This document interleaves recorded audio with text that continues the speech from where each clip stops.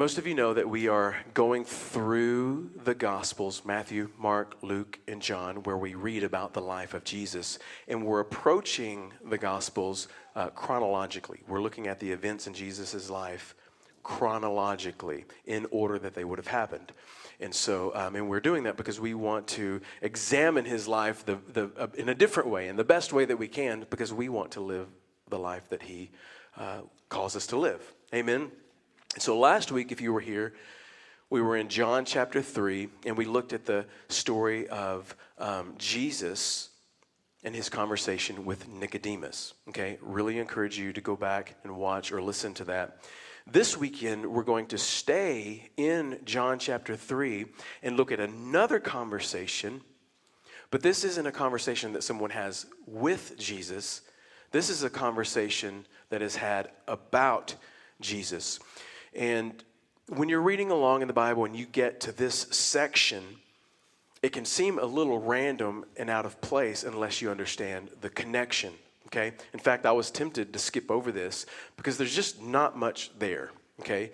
But what is there is a statement that is only found here, and it's one of the most referred to and famously quoted verses in the Bible.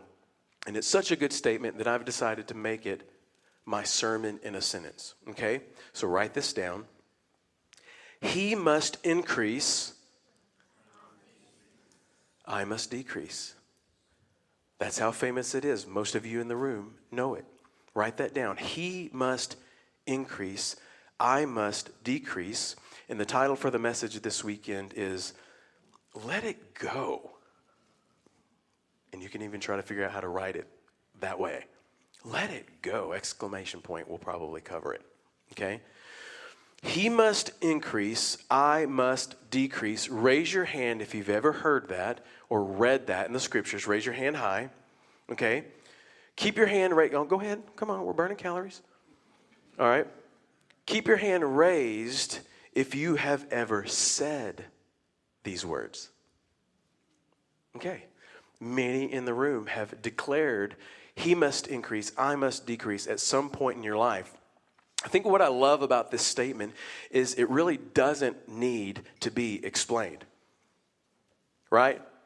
Like we intuitively know that the whole point of our faith journey is that along the way, life is supposed to become less and less about our wants, our needs, what we think, what we want, and more about what God thinks, right? What God wants.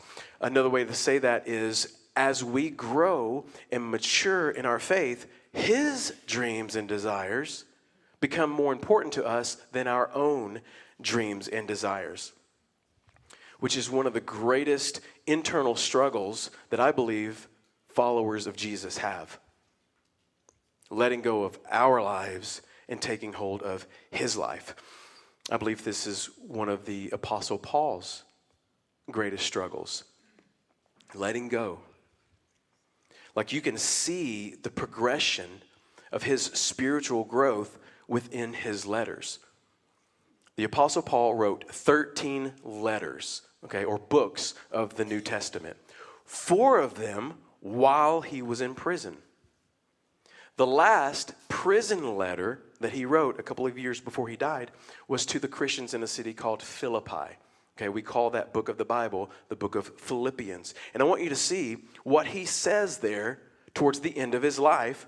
Philippians chapter 3, starting in verse 4, says, I myself could boast as having confidence in the flesh. If anyone thinks he is confident in the flesh, I have more reason.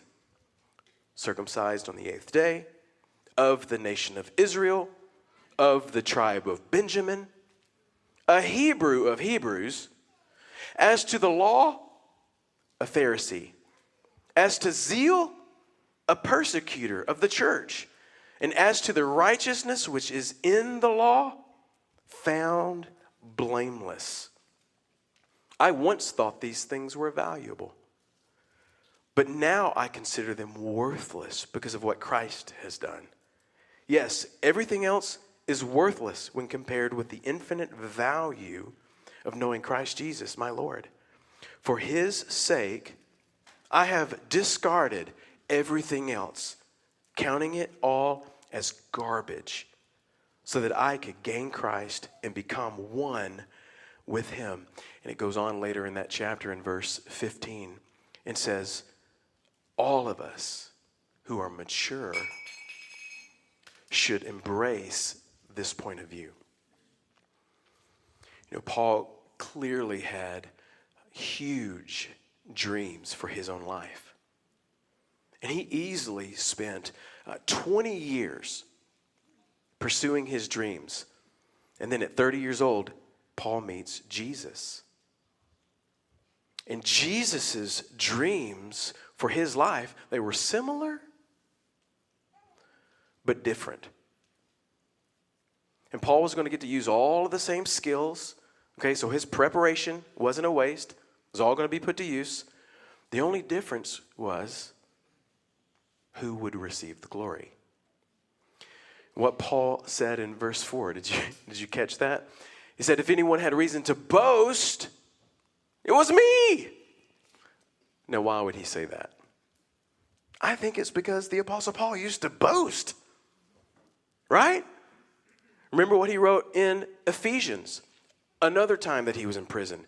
Verse 2, he says, it is, chapter 2 rather, he says, it is by grace that you've been saved through faith, this not of yourselves, it is the gift of God, not by works, so that no one can boast.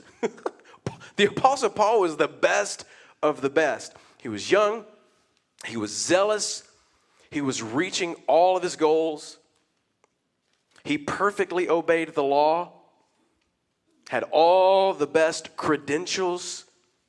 And I believe at one point in his life, the Apostle Paul was a full-on braggart.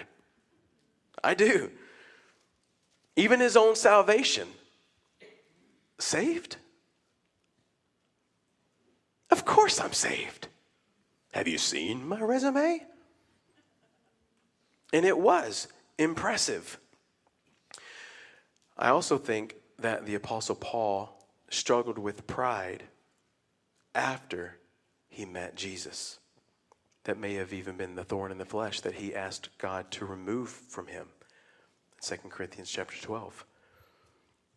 But after 4 times of being in prison and trial after wild and crazy trial, if you know his story, Paul says, I once thought these things, my credentials, my dreams, and my desires were valuable. But now I consider them worthless because of what Christ has done. And what did Christ do? Jesus gave Paul new desires, which is a shout out to a verse that I think every follower of Jesus should memorize. And that's Psalm 37, verse 4, where it says, delight yourself in the Lord, and he will give you the desires of your heart. We're going to come back to that verse towards the end, and we're going to break it down a bit and then ask the Lord to do a very specific work in our own hearts. But first, let's get into this scene here in John chapter 3. Make sure you're there.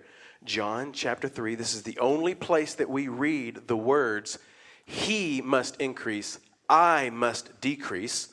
Okay? And I really do mean it. This verse speaks for itself, right? We know what it means. It means give it up. Let it go. Walk away and slam the door, right?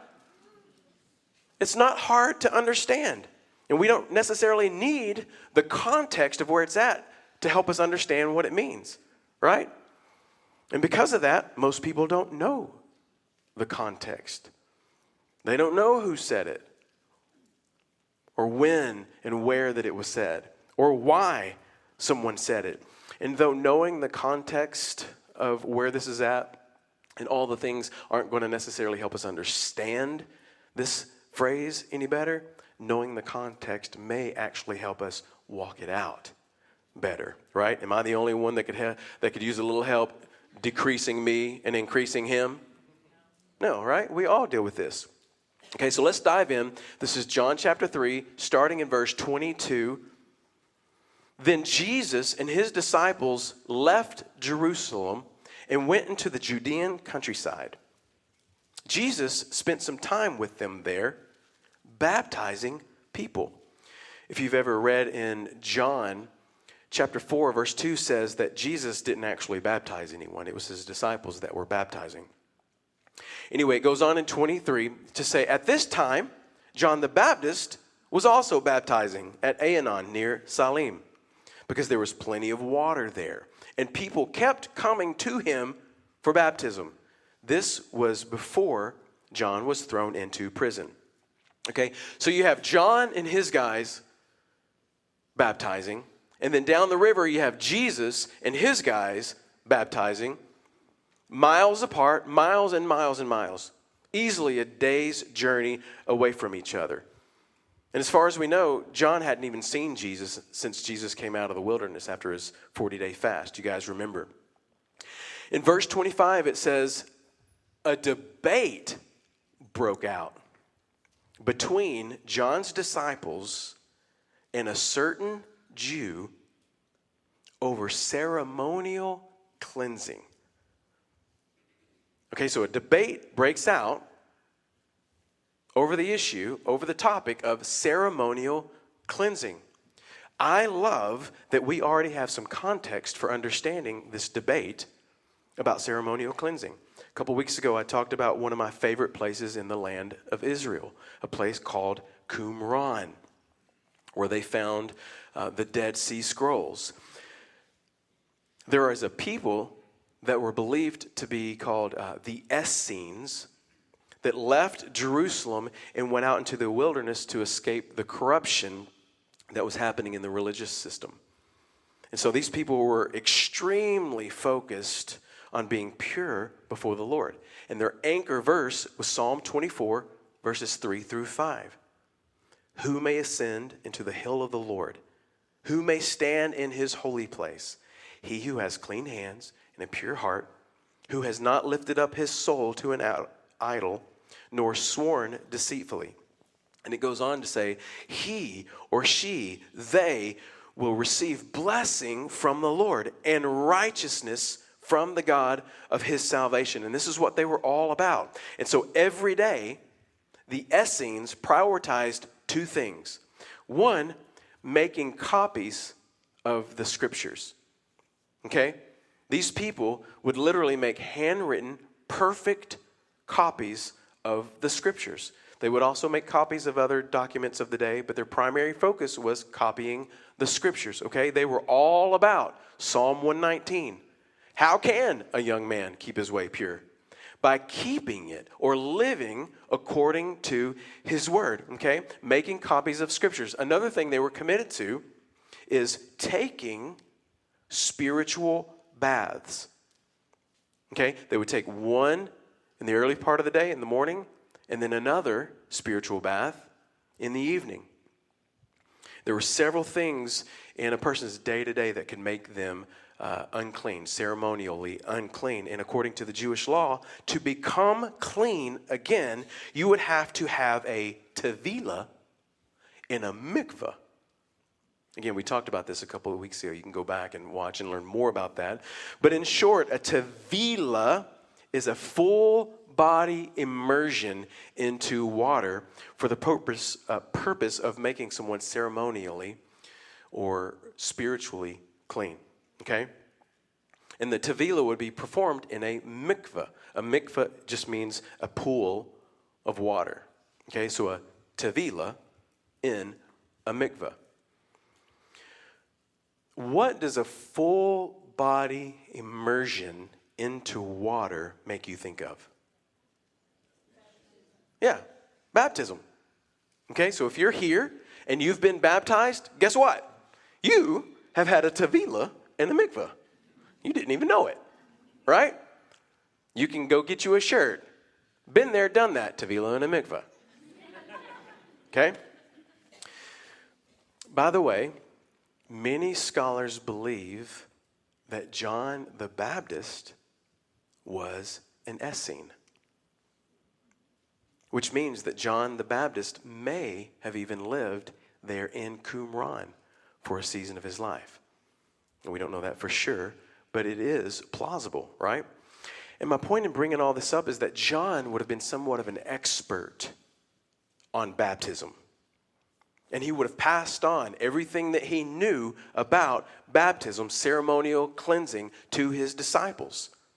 So when a certain Jew, probably someone like the Apostle Paul, who was all about being blameless when it comes to the law, comes up and begins to raise questions as to why they were baptizing and where they were baptizing and what they were saying about this being a baptism of repentance, a debate broke out.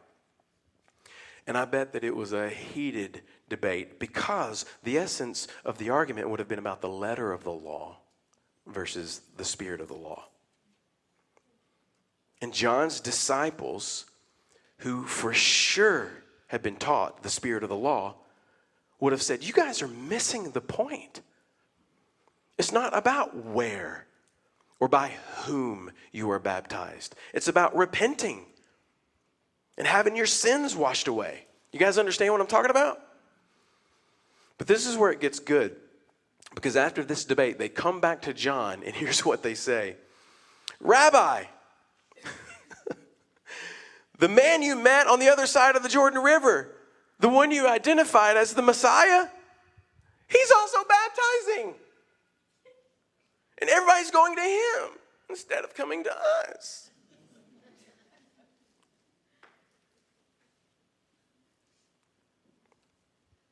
Did you notice that they didn't even bring up the debate? They came back with jealousy in their hearts that someone else was baptizing and baptizing more people than they were. My guess is the last rebuttal of that certain Jew was, okay, I hear you. I see what you're saying now. That must be why Jesus is just down the river baptizing too. And he's baptizing way more people than you are. Anybody know how to win an argument? Raise your hand if you know how to win an argument. That's exactly why you're here, and you need to listen to this message. You need to decrease. Right? Seriously, though, I want you to think about this. There is no doubt that this was a long debate about ceremonial cleansing.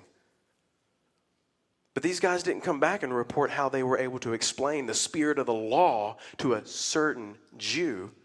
They came back and said, hey, Jesus is just down the river baptizing. And they said that he is way more successful than we are. And look what John the Baptist says in response. Verse 27, John replied, no one can receive anything unless God gives it from heaven. You yourself know how plainly I told you, I am not the Messiah. I am only here to prepare the way for him. Now, there's a great lesson to be learned here. We have to be careful not to be enamored with any leader. Let me say it again. We have to be careful not to be enamored with any leader. Respect? Yes. Submission? Sure. If whatever it is they're asking you to be or do is appropriate and not sinful, right? Loyal?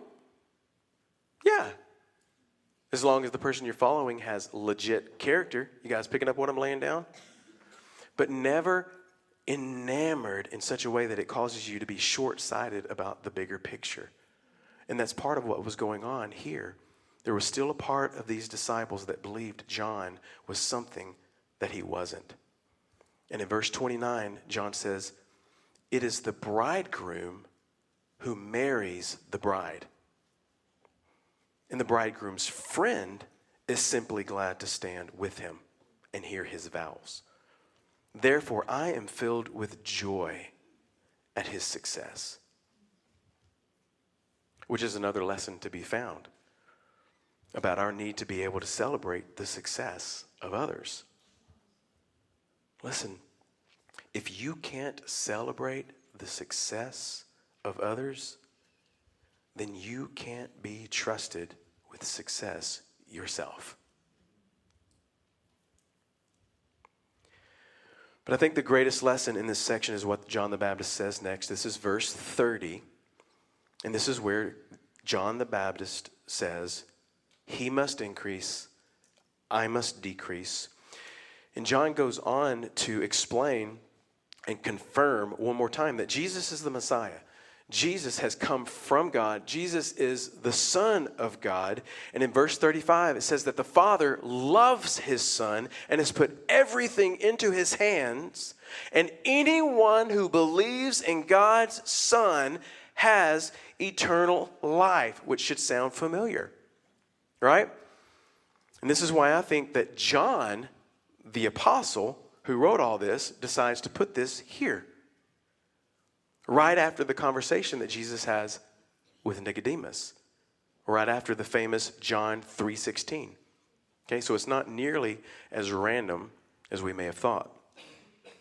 And then this conversation, and really the chapter, ends with John the Baptist saying, anyone who doesn't obey the Son will never experience eternal life, but remains under God's judgment. Can I tell you something that I believe about John the Baptist? On one hand, I think that this was a very easy statement for John to make. He must increase, I must decrease. Because God spoke to John. And he said, when you see the Holy Spirit come down on a man like a dove, you'll know that that man is the Messiah. And John saw this happen to Jesus. Amen? And so John's like, that's the guy. I need to get out of his way. On the other hand, because John is human, like we are, and he had spent his own time preparing, learning, memorizing, maybe even making his own copies of the scriptures there out in Qumran, keeping himself pure and clean. And remember, John was so dedicated to the cause that he only ate locusts and honey, right? He dressed like a hobo. You guys know the story. How do you turn all that off? Right? Your dreams, your desires. How do you downplay all of the time and the energy and the emotion that you have put into an endeavor? Or how do you walk away from your success? John was at the peak of his career. He was on top of the world. Everybody knew who John the Baptist was. His YouTube had blown up. 1 million followers on Instagram. He didn't have very many likes, all right, but everybody knew who he was. John was human. And there's nothing you could do to convince me that there wasn't a battle in John's mind about his role in all this. And we know that there was. He was so popular that he was eventually put into prison. And you might remember the story. He sent his disciples to ask Jesus a question. Are you really the Messiah that was to come?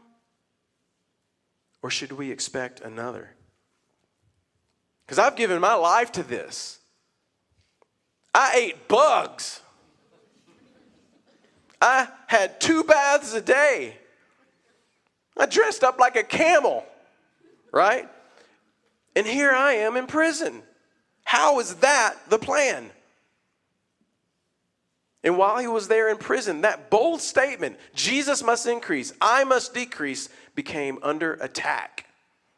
And the assailant, the enemy, trying to lure him away from his loyalty to Jesus, was his own fleshly desires.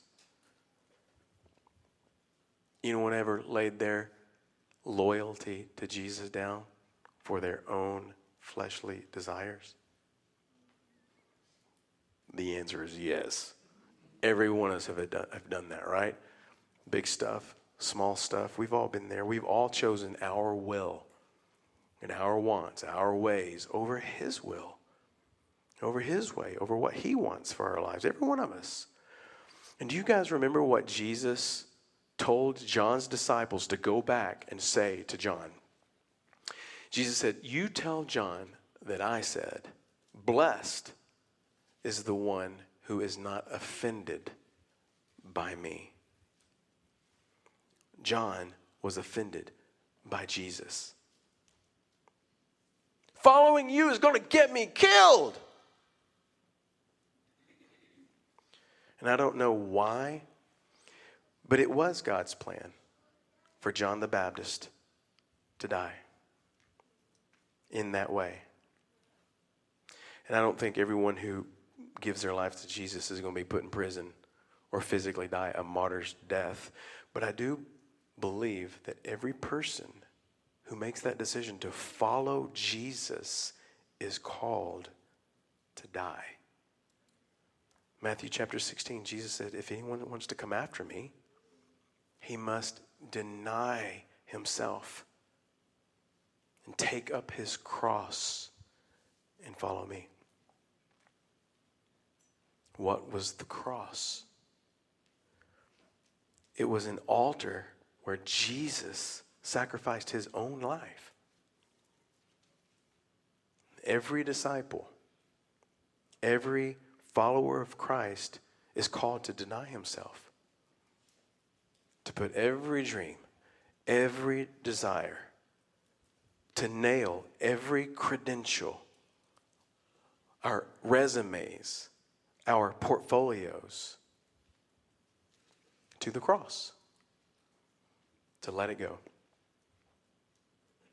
to let it die. Now, there is good news for those who do that. And it's found in that verse that earlier I said that everyone should memorize. And that's Psalm 37, verse 4. Delight yourself in the Lord, and he will give you the desires of your heart. The key to understanding this verse is in that word delight.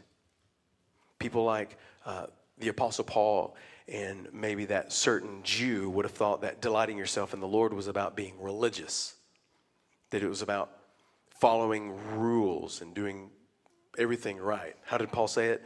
As to the righteousness which is in the law, to be found blameless. But that's not what delight means.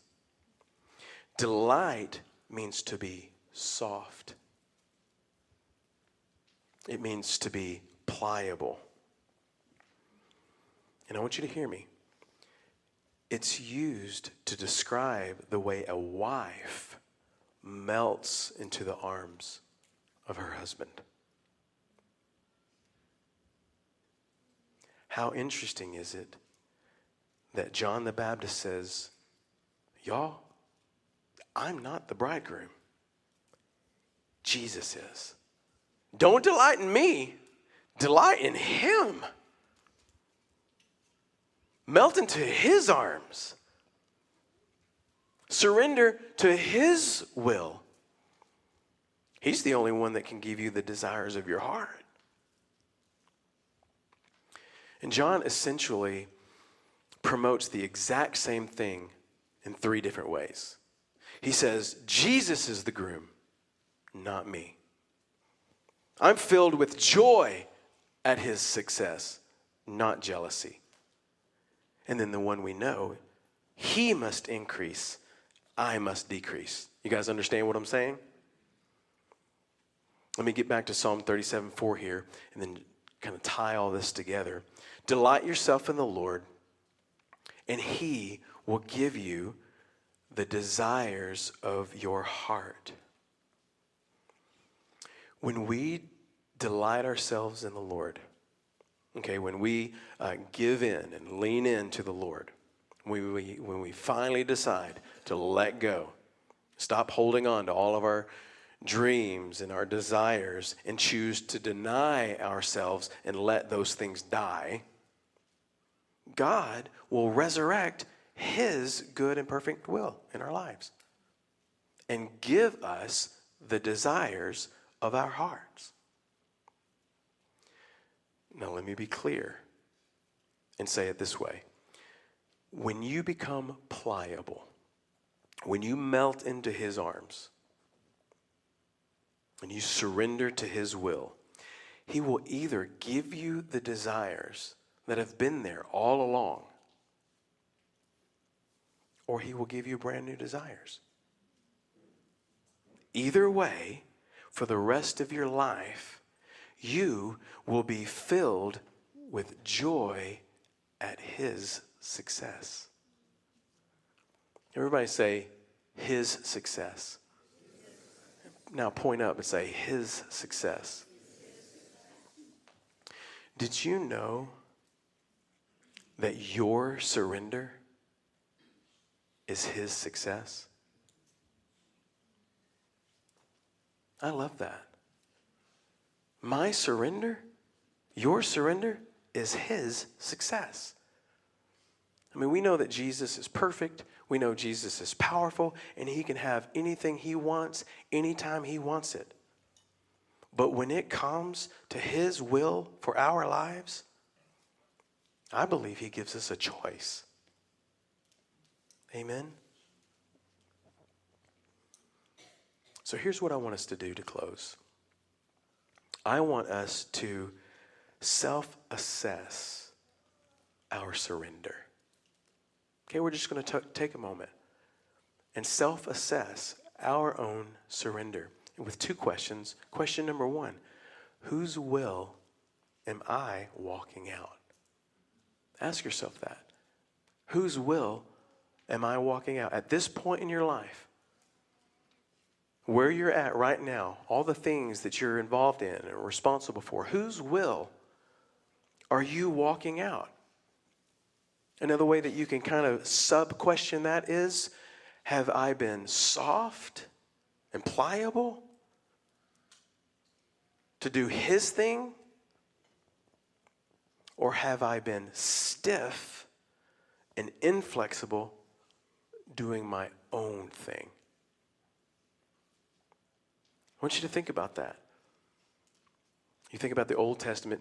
We just went all through the Old Testament last year. How many times do we see the Lord call Israel a stiff-necked people?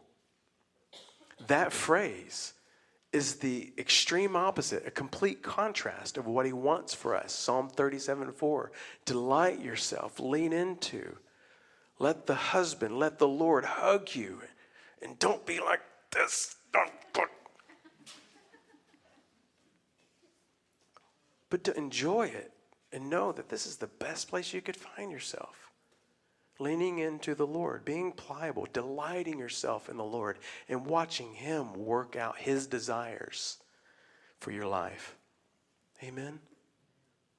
You might be thinking, well, Pastor Tony, that's real easy for you to say, preacher man. It's not easy. It's hard, just like it was for the Apostle Paul. Just like I believe it was for John the Baptist. I remember a significant moment in my life. In my mid to late 20s, I wanted to be a singer, a songwriter, a performer, and do all the things. I wanted to be Stephen Curtis Chapman. Some of you guys know who that is, and some of you are like, Stephen Curtis, hey. But that was my dream. Those were my desires, and I had worked hard, and I could play that guitar, and I could sing, and I could write songs.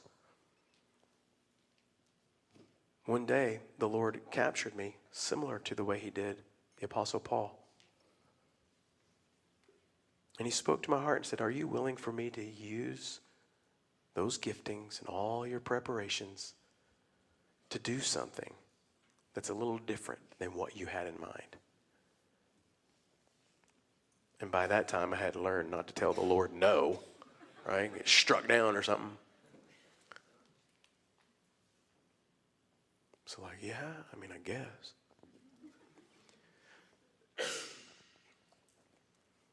And it's a longer story, but a couple of months later, the Lord spoke something very specific to me.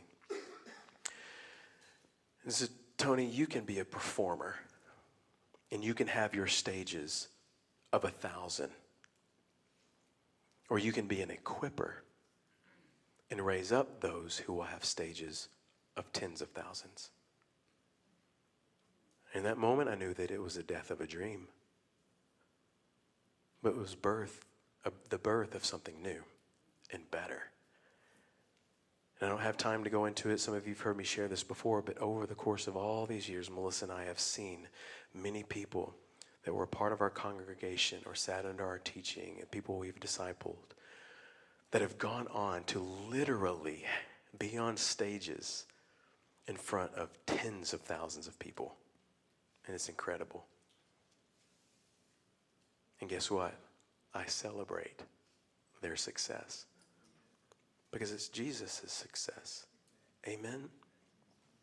So that's the first question. Whose will am I walking out? My own or his? And then the second question is, are you truly filled with joy? Now, if you are not walking out his will for your life, if you are stiff-necked and inflexible, you are most likely someone that is miserable. And you don't have true joy. There's not godly contentment in your life. Scripture says godly contentment is great gain. That's not something you've gained yet. Is joy, godly contentment, and probably because you're stiff-necked when it comes to surrendering to the Lord's will in your life. But you could be someone who, in different seasons, maybe even currently, you are surrendered to the Lord's will, but there's something in your life where you're not being pliable. There's an area in your life, maybe it's in your marriage, maybe it's in your parenting or your job or some facet of your life where you are about as stiff-necked as you can be. And what's crazy about walking with the Lord and being people who are held to such a great and high standard is that even if we are stiff-necked in one little area, it translates miserable across our whole life. And that's why we're always saying, Lord, search my heart and see if there be any wicked way in me. Amen.